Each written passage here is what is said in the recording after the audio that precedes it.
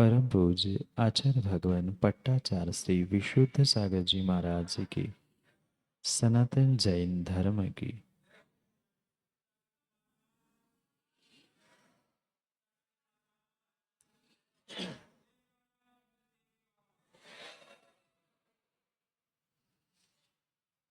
अंतिम तीर्थेश वर्धमान स्वामी के शासन में हमसे विराजते और उनकी यह पावन पीयूष देशना हम सभी के लिए परम उपकारी।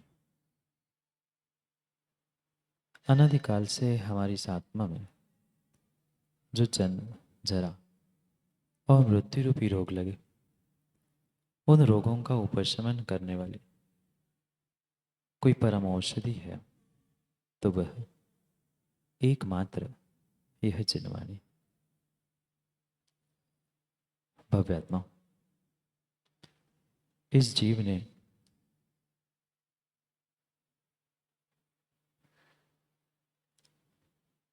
ने अनादि से चतुर्गतियों में अनेक अनेक दुखों को प्राप्त किया, जिसे शायद शब्दों में कहना संभव नहीं। नरक गति के दुख हर व्यक्ति जानता है, पर मात्र नरक ही नहीं अपितु प्रत्येक गति में परतंत्र होते हुए अपनी स्वतंत्रता को भूलते हुए जीव ने अनंत दुखों को भोगा और उस नाना गतियों की परतंत्रता से दूर होते हुए जब जब कभी तीव्र पुण्य का उदय जीव का आया, तब उस जीव ने युवाओं इस दुर्लभ महादुर्लभ मनुष्य पर्याय को प्राप्त किया। ये ध्यान रखना, ये जो मनुष्य पर्याय युवाओं मिली है, ये संसार की महान महान महान दुर्लभ पर्याय है और एकमात्र ऐसी पर्याय है जो हमारे लिए भगवान बनने का भी द्वार खोल सकती है। और मैं तो कहता हूं भगवान बन पाए ना बन पाए, पर एक बार वैभव भाई, अगर एक इंसान बन जाए ना, मनुष्य बन जाए, मनुष्य को समझ जाए, इंसान को समझ जाए, तो मां विश्वास मानना भगवान बनने में देर नहीं लगेगी। पर क्या करे जीव को वह तत्वों का भीतर का निर्णय ही नहीं हो पा रहा है। कहीं न कहीं राग, कहीं न कहीं द्वेष, कहीं न कहीं विषय कसाय, इन विषय कसायों के कारण से इस कदर वह मनुष्य अपने उस स्वाधीन मनुष्य पर्याय का आनंद ही नहीं लूट पा रहा। मात्र 2 हाथ, 2 पैर, एक मस्तिष्क, ये मनुष्यों का आकार प्राप्त करने से कोई मनुष्य नहीं कहलाता, कोई मानव नहीं कहलाता। उस मनुष्य पर्याय में, महादुर्लभ मनुष्य पर्याय में जो मिला हुआ जो जीवन है, उस जीवन की अगर हमें कीमत नहीं है, तो हमारा मनुष्य पर्याय में जन्म लेना, नर पर्याय को धारण करना कोई विशेष बात नहीं। क्योंकि पुनः पुनः समझना, एकमात्र ऐसी गति, ऐसी पर्याय, ऐसा स्थान है जिससे हम अपने आत्मा का कल्याण कर सकते हैं, जिसका नाम है मनुष्य गति। कभी आप लोगों ने भगवान को, वीतराग भगवान को त्रियंच के आकारों में देखा? कभी आप लोगों ने नारकी के आकार में भगवान को देखा? कभी देव के रूप में भगवान को देखा? जब भी भगवान बनते हैं, जब भी अरिहंत सिद्ध बनते हैं, नियम से मनुष्य पर्याय प्राप्त करने वाले जीव ही भगवान बन सकते हैं, अन्य कोई भगवान बन नहीं सकता। जब हमें भगवान का आकार मिला है, भगवान जिस पर्याय से भगवान बने हैं वह मनुष्य पर्याय, महादुर्लभ मनुष्य पर्याय मिली है, फिर क्यों क्यों क्यों अनावश्यक रूप से हम राग द्वेष करते करते अपने अपने आप को पुनः पुनः संसार में परतंत्र करने का प्रयास कर रहे हैं। बहुत हुआ, बहुत बहुत बहुत समय बीत गया है परतंत्रता में माँ कुछ कुछ बरसों के लिए पिता के घर से पति के घर में आए। क्या जो स्वतंत्रता का अनुभव पहले था वो आज है? बोलो हाँ। क्या परतंत्रता में आनंद है? परतंत्रता में आनंद है? नहीं है। अगर परतंत्रता में आनंद होता तो भारत को स्वतंत्र करने का प्रयास शायद किसी ने किया नहीं होता। ये हर कोई जानता है कि परतंत्रता में दुख है, दुख है, दुख है, पर समस्या कल जैसे हमने समझा था कि मोह ऐसा ऐसा हमको आकृष्ट कर चुका है, आच्छादित कर चुका है कि उस मोह के कारण हम परतंत्र होना ही स्वीकार करते हैं और बुद्धिपूर्वक परतंत्र होना चाहते हैं। इस पर्याय में नहीं, कई पर्यायों में हम परतंत्र होते आए हैं और पुनः पुनः दुख भोगते आए हैं। ये दुर्लभ दुर्लभ दुर्लभ मनुष्य पर्याय मिली है जिससे हम राग द्वेष मोह इन सबसे दूर होते हुए स्वतंत्र होने की भावना संजो सकते हैं। और स्वतंत्र होने की भावना ही मुझे स्वतंत्र कर सकती है। कर्मों से, संसार से, चारों गतियों से स्वतंत्र होने के लिए एकमात्र ये नर पर्याय है, मनुष्य पर्याय है जो आप सबने प्राप्त की है। जानते हैं आपकी मनुष्य पर्याय है। जैन कुल सच्चे देवशास्त्र गुरु सब कुछ सहजता से मिला है, पर क्या करें, हमें हमें उसकी कीमत नहीं है। ये सब कुछ मिलने के बावजूद भी कहीं ना कहीं राग द्वेष में, कहीं ना कहीं विषय कसायों में हम पुनः पुनः उलझते हुए अपना अपना स्वयं का ही अहित कर रहे हैं। कोई दूसरा हमारा अहित करने वाला नहीं है। हमारे परिणाम, हमारे राग द्वेष के परिणाम ही हमें अनादि से परतंत्र करते हुए दुख बांध रहे हैं, दुखों में बांध रहे हैं। क्या करें, क्या करें? हमें सब समझ में आता है, सामने सब कुछ दिखता है, पर फिर भी हम समझने का प्रयास बुद्धिपूर्वक नहीं करना चाहते। किसने रोका? किसी ने हमें जीवन में श्रेष्ठ कार्य करने के लिए, धर्म कार्य करने के लिए किसी ने रोका? नहीं, किसी ने नहीं रोका, पर समझ कर भी हम ना समझ बनने का बुद्धिपूर्वक प्रयास करते हैं। यही बड़ी संसार की विडंबना है। यही बड़ी संसार की सबसे बड़ी विडंबना है। हम जानते हैं मंदिर में पहुंचकर 12 भावनाओं का भी कई बार चिंतन करते हैं, पठन करते करते ना। भगवान को तुम आताओं सुनाया होगा, भगवान राजा राणा छत्रपति हाथी न के असवार मरना सबको। कितने ज्ञानी है देखो। मुझे बस शुरू ही करने की आवश्यकता है, अपने आप व्यक्ति पंक्तियों को गुनगुनाने लगता है। पर मात्र पंक्तियों को गुनगुनाने से, भगवान को सुनाने से, दूसरों को सुनाने से जीवन में वैराग्य नहीं हो सकता। राग द्वेष से तुम दूर नहीं हो सकते। कभी उस क्षण भर के वैराग्य को जीवन में उतारने का पुरुषार्थ करना होगा। बैठा था एक राजा ऐसे ही एक दिन अपने महल के छत पर, और जैसे जैसे कई बार आप भी देखते हैं कि आसमान में बादल बनते हैं, बिगड़ते हैं, नाना प्रकार के रूप वह धारण करते हैं। उन टूटते हुए बादलों को, बिखरते हुए बादलों को देखकर उस राजा को वैराग्य हो गया। निर्णय कर लिया कि बहुत हो गया संसार में, मैं परतंत्र होते होते, कहने के लिए तो सम्राट हूँ, कहने के लिए तो राजा हूँ, पर मुझे भी कहीं ना कहीं परतंत्र होकर रहना पड़ता है। कोई कुछ कह दे, कोई बुरा ना कह दे, ये सोच सोच कर मुझे कितना विवेक पूर्वक जीना पड़ता है। अब मैं स्वतंत्र होना चाहता हूँ, सभी जिम्मेदारियों से स्वतंत्र होना चाहता हूँ। मैं तो अपने आत्मा का कल्याण करना चाहता हूँ। किसको देखकर वैराग्य हुआ? मात्र बादलों को देखकर वैराग्य हुआ। आज तो बादल आते हैं, लोग पिकनिक मनाने के लिए चले जाते हैं। जहां वैराग्य के निमित्त थे वहां राग के निमित्त उपस्थित कर कर वह घूमने और पता नहीं क्या क्या करने के लिए पहुंच जाते हैं।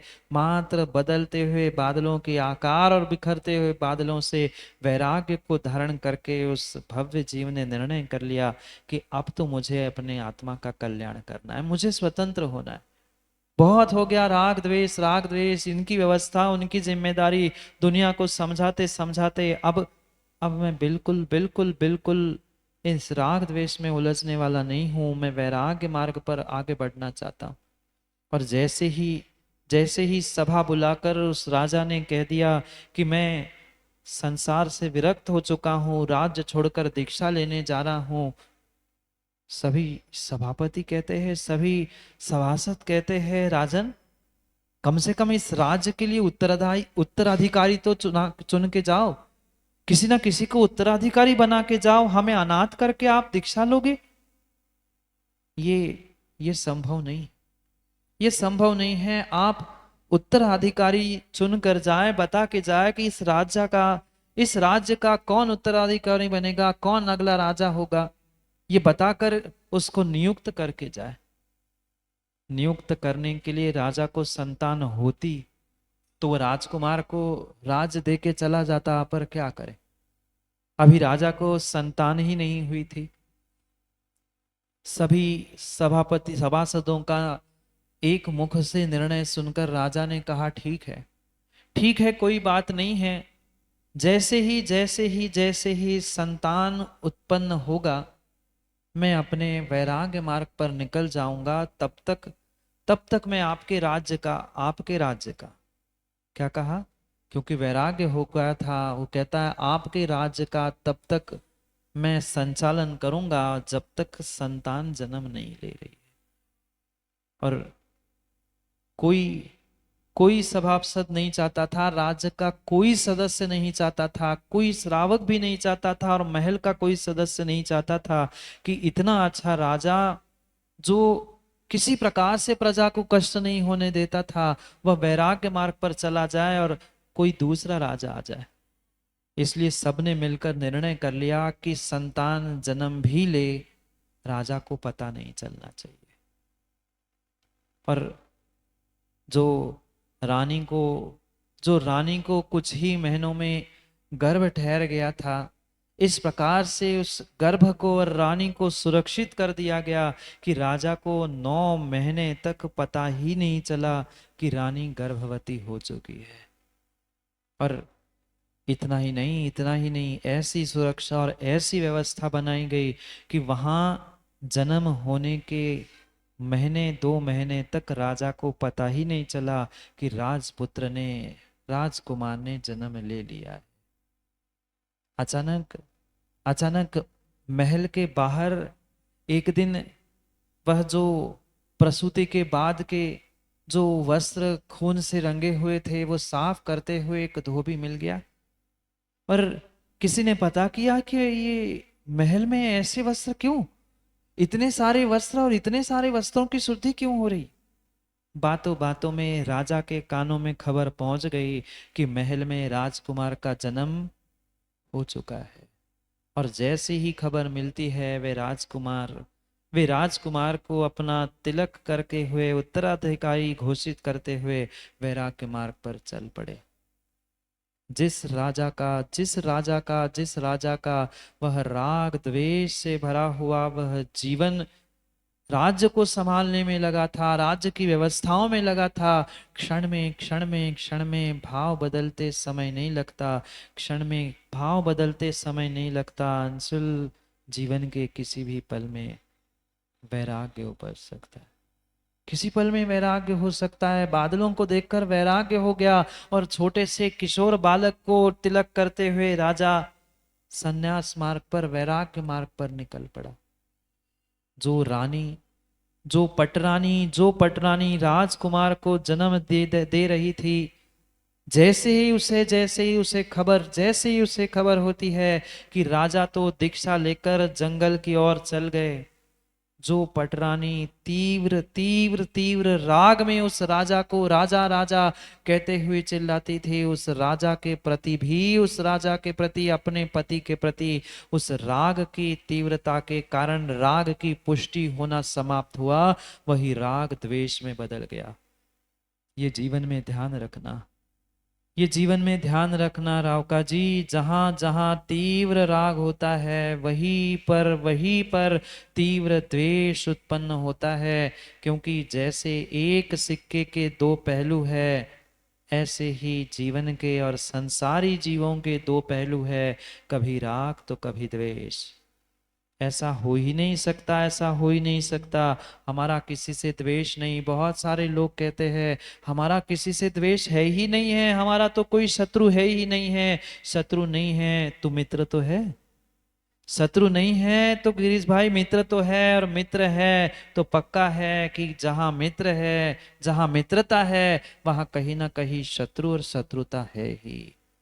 परम सत्य माँ, ये झूठी झूठी झूठी वैराग्य की बातें अपने पास ही रख लेना। हमारा किसी से द्वेष नहीं है, हम तो सबसे एक जैसे ही रहते हैं। पर हाँ, थोड़ा सा वो बेटा है, घर वाले हैं, तो थोड़ा सा तो राग रहेगा ही। जहां राग है वहां पक्का मानना द्वेष है ही। बिना द्वेष के राग होता ही नहीं है, बिना द्वेष के राग नहीं होता है। राग और द्वेष दोनों एक साथ एक साथ एक साथ रेल की पटरी के समान चलते हैं। रेल की पटरी देखी? जैसे रेल की पटरी बराबर बराबर पैरेलल चलती है, समांतर चलती है, बिल्कुल राग द्वेष ऐसे ही समांतर चलते ही चलते चलते जा रहे हैं। अनादि से, अनादि से चल रहे हैं। व्यक्ति को द्वेष फिर भी दिखाई देता है, क्योंकि वह बहुत जल्दी उजागर होता है। पर द्वेष दिख रहा है, इसका मतलब ये पक्का है कि राग है, और राग समझ में आ रहा है तो कहीं ना कहीं कुछ अंशों में द्वेष भी अवश्य है।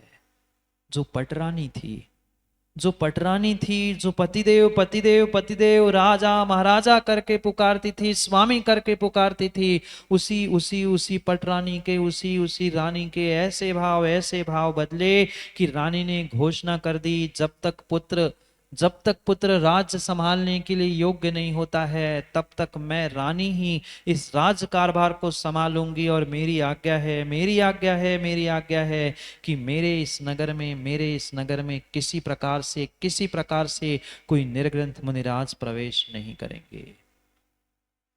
जो प्रतिदिन पूजन पाठ करने में प्रवृत्त होती थी, जो जब निर्ग्रंथ मुनि आ जाए उनको दान देने के लिए प्रयास करत रहती थी, वो रानी अपने पति के वैराग्य मार्ग पर जाने के कारण से कैसे मिनटों में राग द्वेष में बदल गया, कैसे मिनटों में राग द्वेष में बदल गया। निर्णय कर लिया, घोषणा कर दी कि किसी प्रकार से कोई कोई कोई निर्ग्रंथ मुनिराज मेरे नगर में आएंगे ही नहीं, आएंगे ही नहीं। क्योंकि जैसे ही जन्म हुआ था, राजकुमार था, वह आज भी यही व्यवस्था है, तुरंत कुंडली बनाई जाती है। उसने भी पुरोहित को दिखाकर कुंडली बताई थी, और उस पुरोहित ने रानी से कहा था, अगर अगर अगर इस राजकुमार ने किसी मुनिराज के दर्शन कर लिए, उसी दिन उसको भी वैराग्य हो जाएगा और ये भी तुम्हें छोड़कर चला जाएगा।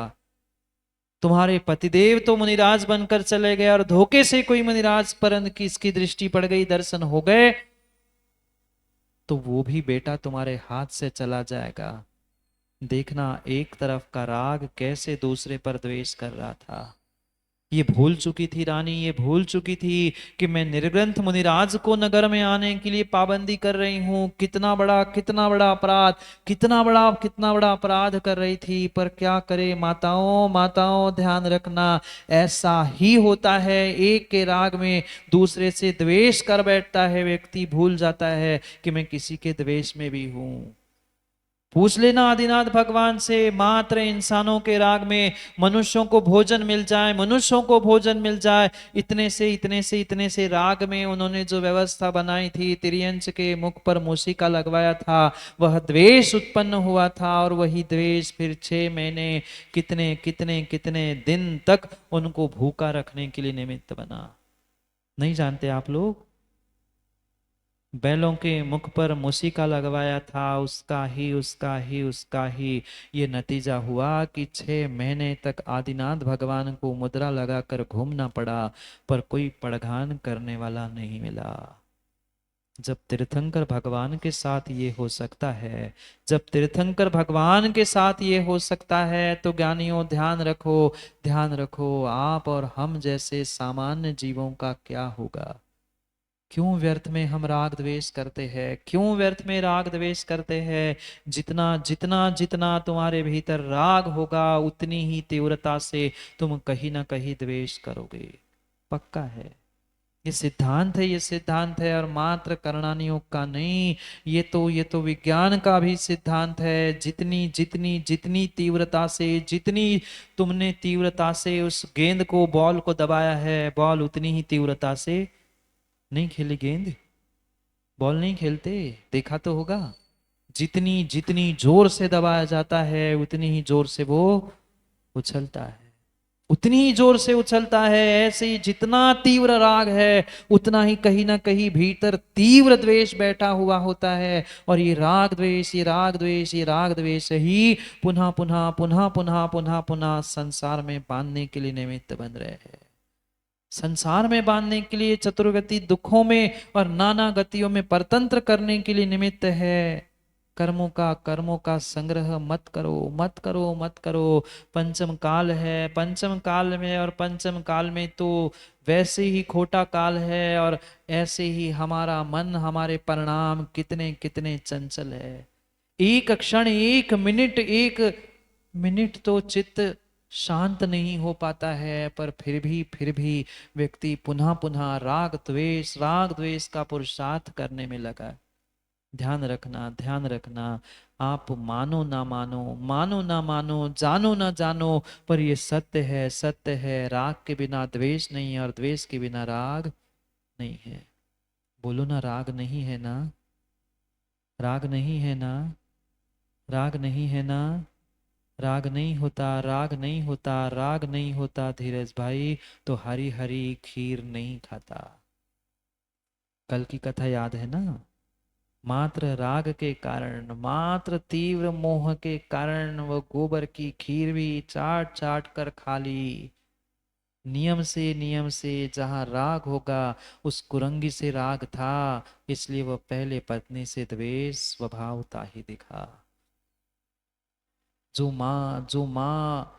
रानी अपने आप को रानी कहती थी, उस स्वामी कहती थी, उसके पति इस कदर द्वेष कि कोई निर्ग्रंथ मुनिराज मेरे महल में, मेरे नगर में घुसने नहीं चाहिए। ऐसा बंदोबस्त कर दिया कि कोई निर्ग्रंथ मुनिराज देखने भी ना मिले।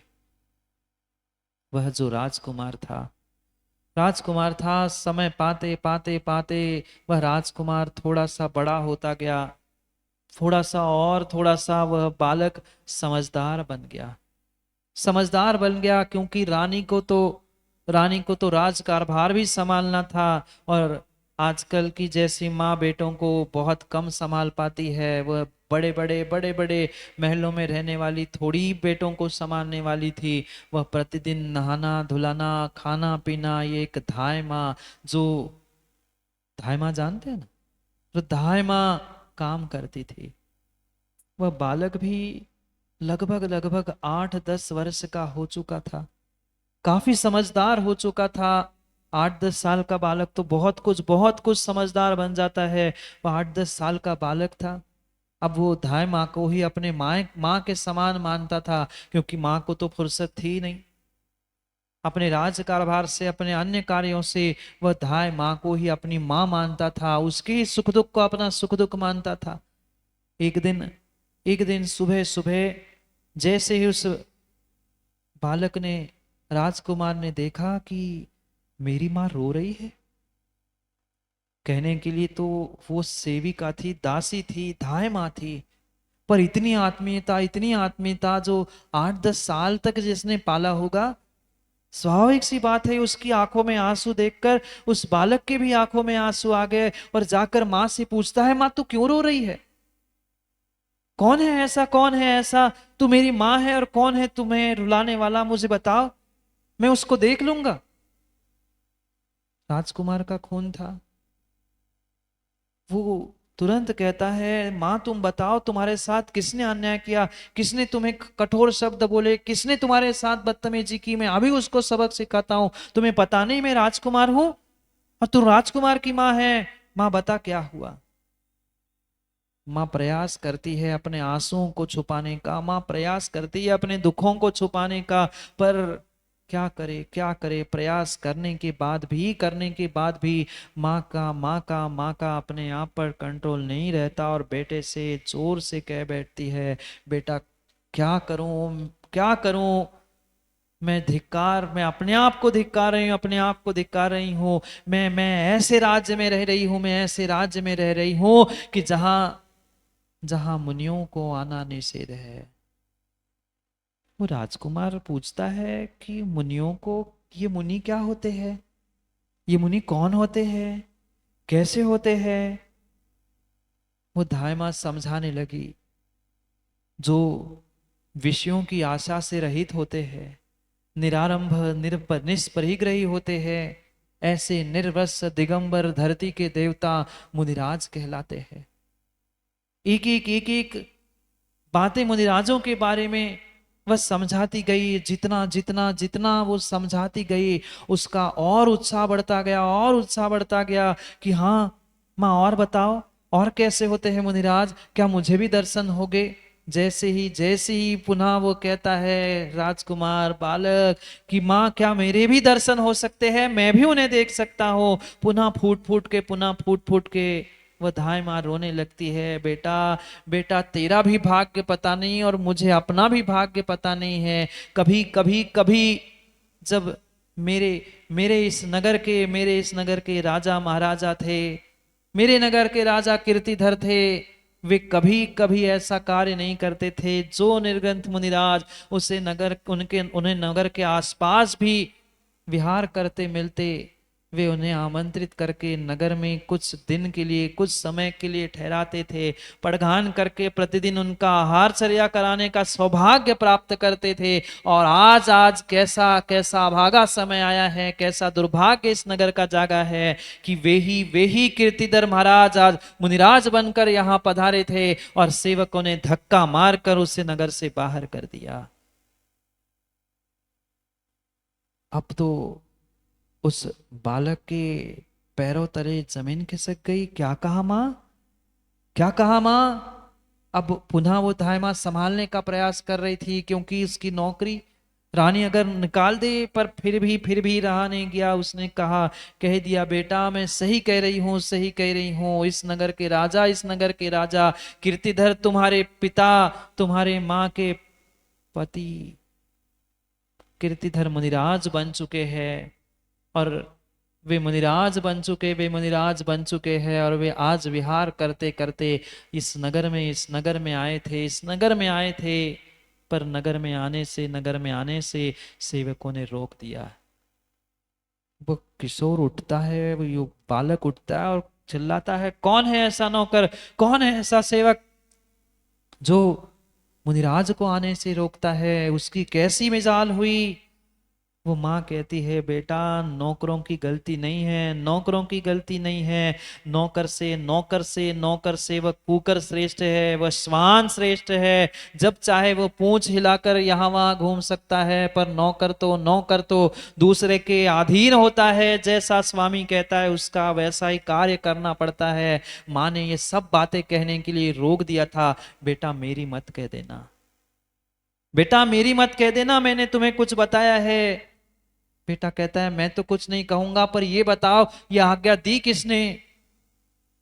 वो कहती है वो दासी कहती, माँ कहती है, बेटा क्षमा करना, ये आज्ञा तुम्हारे माँ ने ही दी है, महारानी ने ही दी है कि इस नगर में कोई मुनिराज नहीं आएंगे, आएंगे तो उन्हें नगर से बाहर कर दिया जाएगा। और उसी आज्ञा का पालन नौकरों ने किया है। गलती नौकरों की नहीं है, गलती नौकरों की नहीं है, गलती नौकरों की नहीं है। जैसे ही वह बालक सुनता है, जैसे ही बालक सुनता है, तड़प उठता है, मेरे पिता निर्गंथ मुनिराज बने हैं, इतनी महान उनकी चर्या होती है, और ये कैसी मेरी माँ है मुझे उनके दर्शन करने के लिए रोक रही है। वह दौड़ते दौड़ते एक बार पुनः मुड़ के आता है और माँ से पूछता है, माँ, पर माँ ने ऐसी आज्ञा दी क्यों? मैं उससे तो पूछने नहीं जा सकता, तुम ही बता दो, तुम ही बता दो कि ऐसा क्या हुआ, ऐसा क्या हुआ। माँ ने पूरी बात बता दी, माँ ने पूरी बात दाई माँ ने बता दी। वह जो रानी थी तीव्र राग में राजा के थी। राजा ने दीक्षा ले ली, ऐसा द्वेष, ऐसा द्वेष, ऐसा द्वेष उत्पन्न हुआ कि उसने निर्णय कर लिया कि नगर में कोई नहीं आएगा, और उतने में ही तुम्हारी कुंडली दिखाकर तुम्हारा भविष्य जान लिया, और उस कारण से किसी मुनिराज को नगर में आने की आज्ञा नहीं है। किसी मुनिराज को नगर में आने की आज्ञा नहीं है। वो तड़प उठता है। जो भव्य जीव होगा, जिसके भाग्य में, जिसके कुंडली में, जिसके भविष्य में लिखाई है कि उसे मुनिराज बनना ही है, उसके कितने विशुद्ध परिणाम होंगे, कितने विशुद्ध परिणाम होंगे। और उसको दर्शन के लिए रोका गया होगा तो उस पर क्या बीती होगी, क्या बीती होगी, क्या बीती होगी। नियम से जो घोर घोर घोर मिथ्या दृष्टि जीव है, वो ही कहीं ना कहीं साधु को बदनाम करने का, साधु के संघों के दर्शन करने को से रोकने का प्रयास करता है। ध्यान रखना, दर्शन मोनी का तीव्र तीव्र आश्रय होता है। अगर दूसरों की श्रद्धाओं का तोड़ने का तुमने प्रयास किया तो मत करो, मत करो किसी का वर्णवाद, मत करो किसी की निंदा, मत करो किसी की बुराई। जिसका जो है वो स्वयं जाने, स्वयं अपना लोटा छाने, पर किसी की निंदा, किसी की बुराई, किसी का वर्णवाद मत करो। जीवन में कभी सम्यक दर्शन प्राप्त नहीं कर सकते, और इस जीवन में नहीं, 70 कोड़ा कोड़ी वर्षों तक आप सम्यक दर्शन प्राप्त नहीं कर सकते अगर किसी साधु की, किसी सच्चे साधु की तुमने निंदा की है, किसी सच्चे साधु का अवर्णवाद किया है तो मत करो, मत करो। नहीं समझ में आ रहा है, नहीं समझ में आ रहा है, नहीं समझ में आ रहा है तो संदीप भाई हाथ जोड़ के दूर हो जाओ। कोई बुराई भी कानों में कहने के लिए आ जाए तो कान बंद कर लेना, कहना भाई मैं किसी की निंदा, और विशेष करके साधुओं की और धर्मात्माओं की तो निंदा सुनना ही नहीं चाहता। आप सुनोगे ना, आप सुनोगे ना।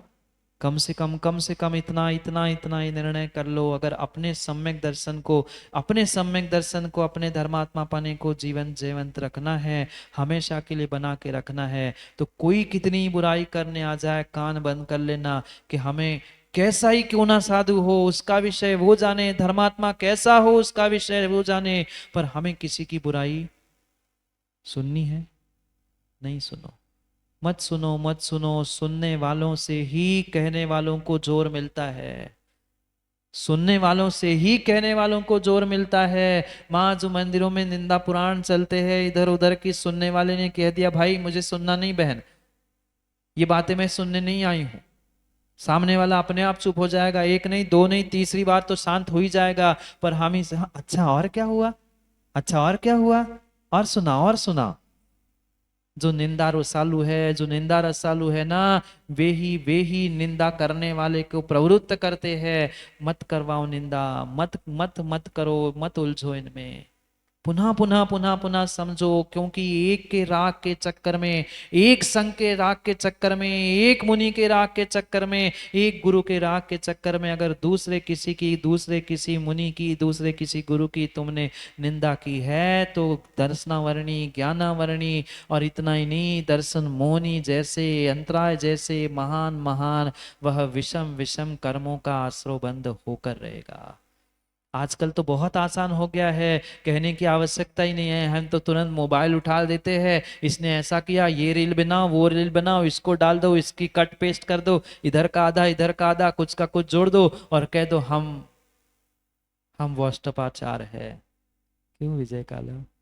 हम व्हाट्सएपाचार है, बहुत बड़े व्हाट्सएपाचार हो गए, आचार्यों से भी बड़े हो गए, जो आचार्यों की निंदा करने के लिए तैयार है। शर्म भी नहीं आती, शर्म भी नहीं आती? किस लिए जैन नाम के आगे लिख रहे हैं? ये कहीं ना कहीं तुम्हारा बैठा हुआ एक एक एक स्थान का राग दूसरे सभी स्थानों पर द्वेष करा रहा है। भगवान महावीर से राग मत करो, तुम बाकी 23 तीर्थंकरों से कहीं ना कहीं द्वेष कर बैठोगे। यही यही यही हमारे जिनागम की सीख है। इसलिए नमोकार मंत्र में किसी तीर्थंकर, किसी आचार, किसी गुरु का नाम नहीं है। वहां नमो लोए सव शब्द के साथ सभी परमेश्वर को पूजा गया है।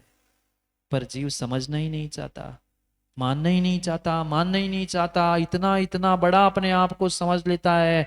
भक्त जो सच्चा सम्यक दृष्टि भक्त होता है ना, युवाओं, जो सच्चा सम्यक दृष्टि भक्त होता है, वह कभी कभी कभी किसी किसी प्रकार से किसी गुरु, किसी साधु, किसी भगवान, किसी परमेष्टि में भेदभाव करता ही नहीं है। अगर किंचित भी भेदभाव है ना, किंचित भी भेदभाव है, और ऐसे ऐसे रील्स को, ऐसे ऐसे व्हाट्सएप ग्रुप को, और ऐसे ऐसे इंसानों को आप अगर प्रमोट कर रहे हैं, उनको देख रहे हैं, उनको सुन रहे हैं, तो आपको भी बिल्कुल वही आश्रय होगा जो कर रहा है वो उसको हो रहा है। क्या याद नहीं है 701 कोड़ियों की कथा? श्रीपाल और 700 कोड़ी याद आ गया? एक नहीं, एक नहीं, एक नहीं, एक नहीं, विपरीत कार्य किया था। 700 ने तालियां बजाई थी, पर ध्यान रखना 701 कोड़ी हुए थे। व्हाट्सएप चलाने वाला, रील भेजने वाला एक ही हो सकता है। वो तो कोड़ी होगा ही गुरु निंदा से, पर ध्यान रखना उसको देखने वाला, सुनने वाला, फॉरवर्ड करने वाला, पढ़ने वाला, नियम से अनुमोदना करते हुए वही वही वही पाप को भोगने वाला होगा। कितनी ही किसी की गलती क्यों ना हो, कोई कैसा भी क्यों ना हो, पर हम क्यों उनके राग द्वेष में उलझे? हम अपने वैराग्य के बारे में, अपने चित्त के बारे में, अपने परिणामों के बारे में जाने ना। युवाओं, ध्यान रखना, कुछ कर पाओ नहीं कर पाओ, पर धर्म के लिए और धर्मात्मा के लिए इतना इतना निर्णय, इतना नियम ले लेना कि ऐसी रील, ऐसे व्हाट्सएप, ऐसे मैसेज अगर तुम्हारे मोबाइल पे आएंगे, पहली बात तो तुम देखो ही नहीं, और देख लिए है तुम, आता हूं वहीं पर डिलीट करके आगे नहीं पहुंचाने का संकल्प करके हाथ उठ जाना। तो कुछ जिनवाणी सुनना और गुरु के उपदेश सुनना सार्थक होगा, नहीं तो नहीं होगा। जितने जितने वे प्रभावना, कौन से विशद प्रभावना ग्रुप के जितने युवा है, सभी ध्यान रखना बेटा, सभी ध्यान रखना। कभी कैसी रील अगर तुम्हारे मोबाइल पे आ जाए तो तुरंत देखकर वही के वही उसे डिलीट कर देना। आगे पहुंचाने का प्रयास नहीं करना। तुम सम्यक दृष्टि की श्रेणी में आओगे, नहीं तो आगे भेजोगे तो नियम से मिथ्या दृष्टि की श्रेणी में पहुंचोगे।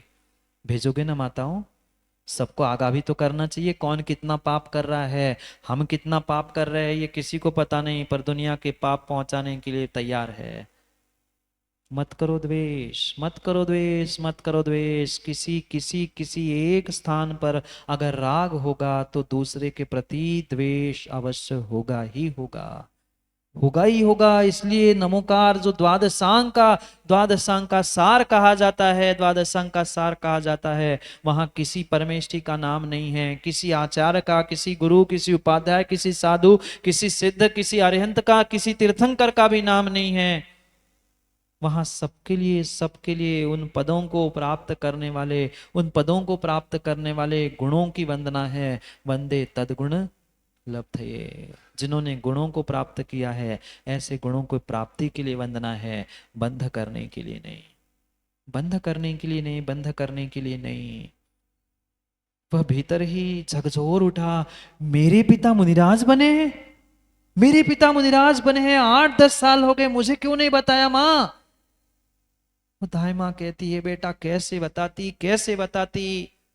ये शासन का, ये राज्य का, ये रानी का ऐसा ऐसा ऐसा हमारे पर आज्ञा, ऐसी आज्ञा थी कि हम कोई कुछ नहीं बोल पाए। और आज इसी नगर के राजा कीर्तिधर मुनिराज बन के आए तुम्हारे पिता, रानी के स्वामी, नगर के स्वामी यहाँ पहुंचे, पर धक्के मार कर उनको बाहर भगा दिया। फूट फूट कर वह बालक भी रोने लग गया, और किसी से बिना पूछे ही महल से निकलकर उस कीर्तिधर मुनिराज, जो उसके पर्याय के, पिछले पर्याय के वह जन्म देने वाले पिता थे, उसके पास दौड़ते दौड़ते दौड़ते पहुंच गया, पहुंच गया। जब मुनिराज के दर्शन करने से इतना आनंद, इतना आनंद, इतना आनंद होता है, फिर अपने पिता को ही मुनिराज के रूप में, जिसने कभी पिता को देखा ही नहीं है और सुना कि मेरे पिता ही मुनिराज है, उस बेटे की, उस बालक की, उस युवा की क्या क्या भावों की अभिव्यक्ति होगी। और ये तो उसके भाग्य में, भविष्य में पहले ही लिखा था कि एक बार मात्र उसे मुनिराज के दर्शन करने हैं, उसे तुरंत वैराग्य होगा और वो वही दीक्षा लेगा। वैसा ही हुआ, वैसा ही हुआ। पिता जिसके मुनिराज होंगे, पिता जिसके मुनिराज होंगे, वह तो भव्य जीव जैसे ही उनके दर्शन करता है, पिता के पास पहुंचकर वह सुकौशल भी मुनिराज बन जाता है। वह सुकौशल भी मुनिराज बन जाता है। इधर इधर वह मिनटों में बात महल तक पहुंचती है। आग पहुंचने में माताओं समय लगता है, पर महिलाओं की बातें पहुंचने में, बोलो ना, आजकल का तो जागे जी 6 GB फेल है।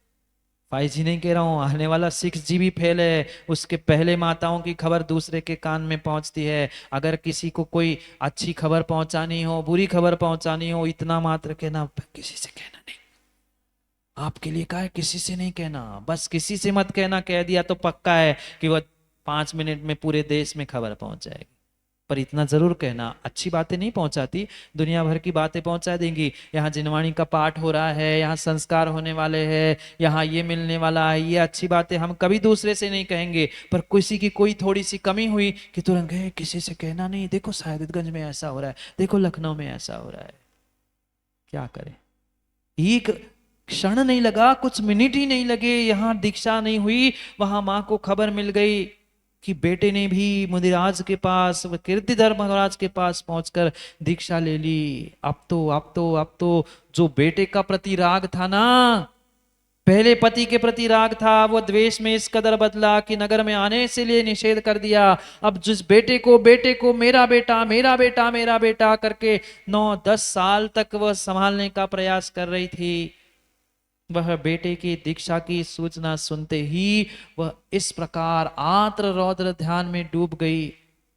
धाई माँ ने कहा, सबने कहा, बेटे ने दीक्षा ले ली है, पति ने दीक्षा ली, आपने एक बार भी दर्शन नहीं किए, आप कम से कम एक बार जीवन में दीक्षा के बाद उनका दर्शन ही कर लो, नमस्कार करने के लिए पहुंचो।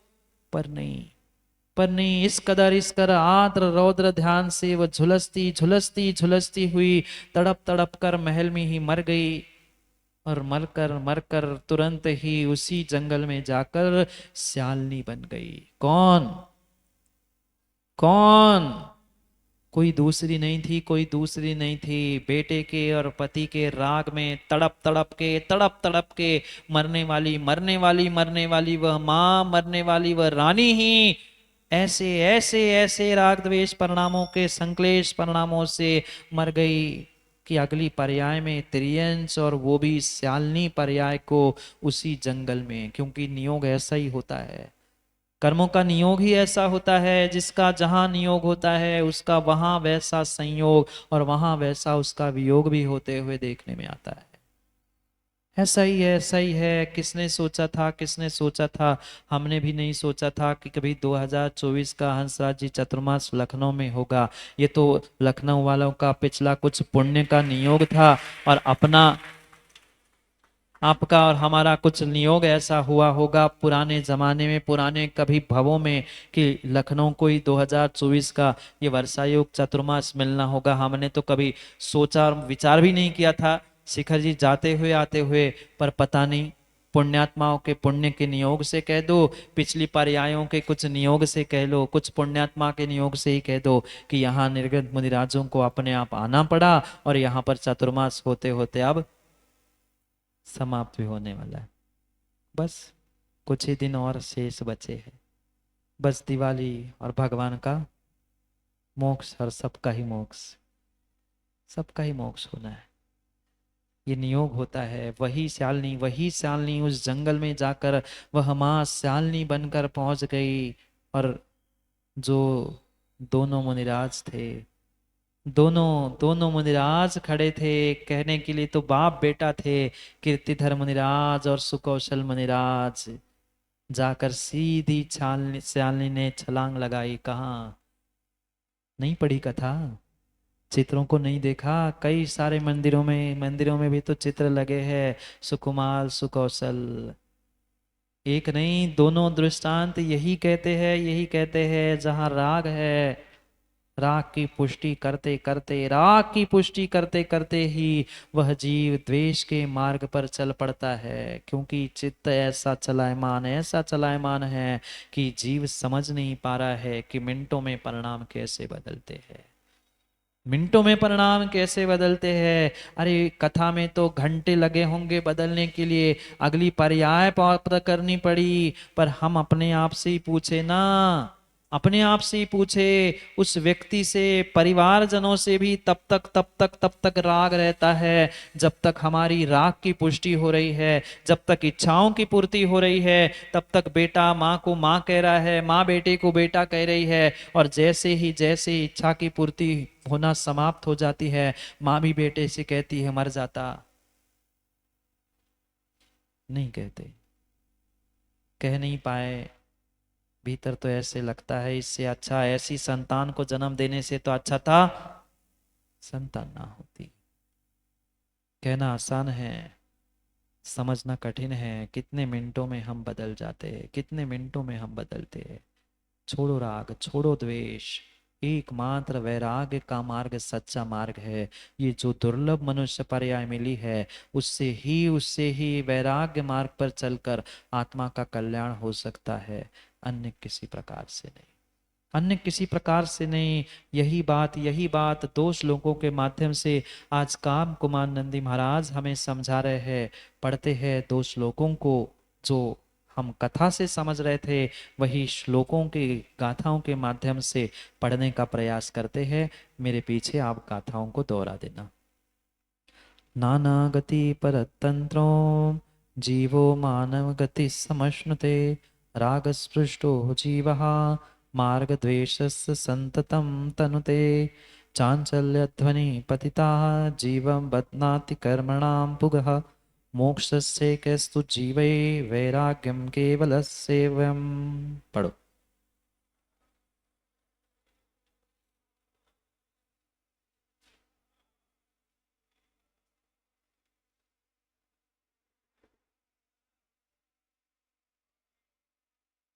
जोर से पढ़ो।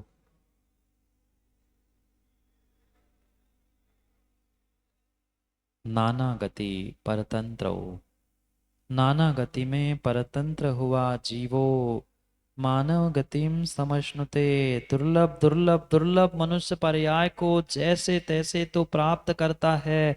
2000 सागर की आयु में मात्र गिने चुने मनुष्य पर्याय के भव मिलते हैं। उसमें भी नपुंसक, उसमें भी स्त्री छोड़कर मात्र गिने चुने कुछ एक 16 भव मनुष्य पर्याय के मिलते हैं। मनुष्य पर्याय में भी पुरुष पर्याय के मिलते हैं। पुरुष बने हो, नर बने हो, समझो, विचार करो, दुर्लभ दुर्लभ दुर्लभ ये पर्याय मिली है। फिर भी राग स्पृष्टो जीवा मार्ग, वह राग से सहित जीव पुनः पुनः द्वेषस्य मार्गम संततम तनुते, सतत सतत द्वेष मार्ग पर ही आगे बढ़ता है। क्योंकि सत्य है, जहां राग होता है वहीं पर द्वेष होता ही होता है।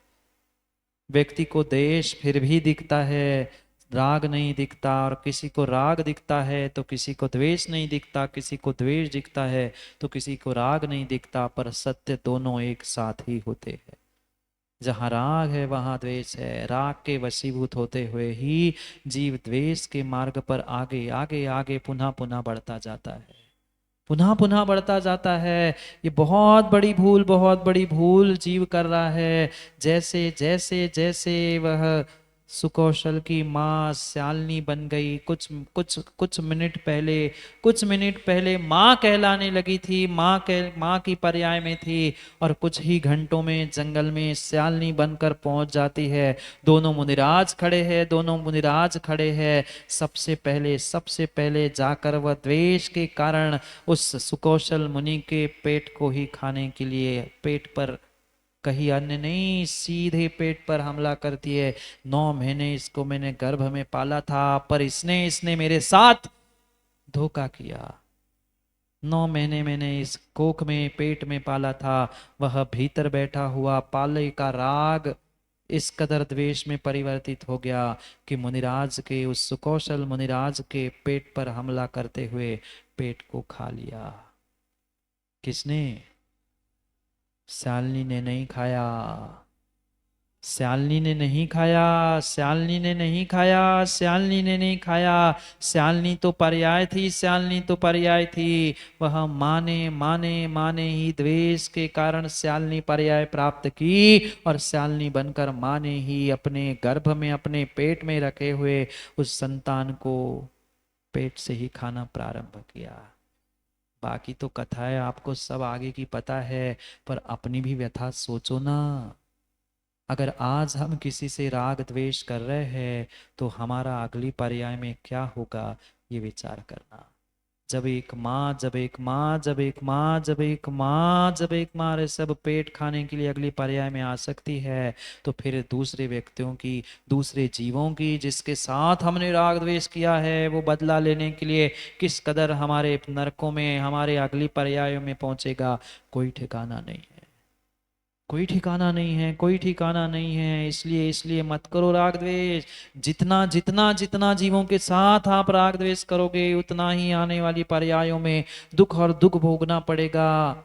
अभी भी संभल जाओ, अभी भी समझ जाओ, ये पंचम काल है। पंचम काल में चांचल्य ध्वनि पतिता, ये चंचल चंचल चित्त है, और चंचल चित्त से पतित पतित पतित होता हुआ ये जीव राग द्वेष के कारण से कर्म बंध को प्राप्त करता है, कर्म समूह को प्राप्त करता है। बदनाति कर्मणाम पुगा, अनेक अनेक अनेक कर्मों को वह प्राप्त करता है।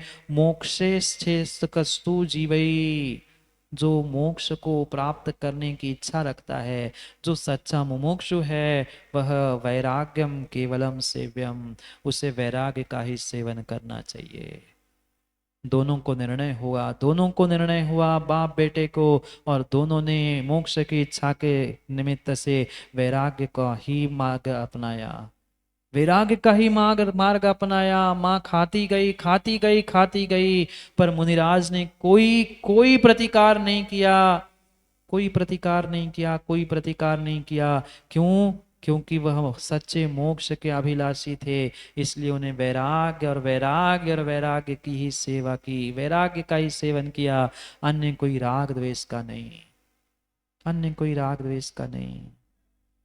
जाओ, राग द्वेष में जाने का समय हो गया है। खीर बन गई होगी, आज की दूसरी खीर बनी होगी। बनी थी खीर, कल बनी थी कह रहे हैं, क्या पता, क्या पता विनय जी, समय तो पता ही नहीं चलेगा। आयु के कितने निषेक चले गए हमारे राग द्वेष विषय कसायों में, समय पता नहीं चला। अंतिम श्वासें भी चली जाएगी तो भी नहीं पता चलेगा। इसीलिए पता लगा रहा हूँ, पता बता रहा हूँ, पते पर पहुंच जाओ, पते पर पहुंच जाओ। पर क्या करें, हम जानते तो है पर मानते नहीं है। मान जाओ, थोड़ा सा मान जाओ, थोड़ा सा मान जाओ, भीतर की मान जाए ना तो उस वक्त सब मान जाए, पर मान नहीं जा रही इसलिए मान नहीं पा रहे। जाओ, जाने का समय हो ही गया।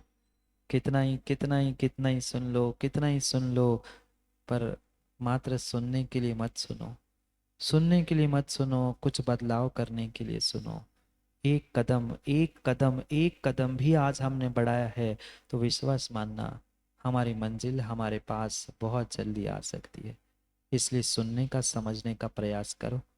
देखते हैं फिर और आगे होता क्या है, देखते हैं अभी तो और आगे आगे होता क्या है। अभी तो शुरुआत ही है, अभी तो शुरुआत ही है, अभी तो गोबरी की खीर मिली है, आगे और क्या क्या होने वाला है देखते रहो, सुनते रहो। जाओ, समय हो गया है, समय हो गया है, खीर ठंडी हो जाएगी राग द्वेष की। वैराग्य की खीर यहाँ मिलेगी और राग द्वेष की घर में मिलेगी। निर्णय आपको करना है कौन सी खीर खाना है, किसका पेट भरना है, नरक का कि सिद्धालय का। वैराग्य के साथ अगर वैराग्य के साथ अगर पुरुषार्थ करेंगे तो सिद्धालय का पेट भरेगा, और राग द्वेष के साथ कार्य करेंगे तो नियम से नरकों का ही पेट भरेगा। निर्णय करना हमारा काम है, आपका काम है। आप जानो, आपका जीवन है, आप निर्णय करें। समय हो गया है, पुनः समय पर, समय की बात के लिए कल समय पे मिलते, क्योंकि समय पे किया गया काम समय को दिलाता है। बोले भगवान महावीर स्वामी की।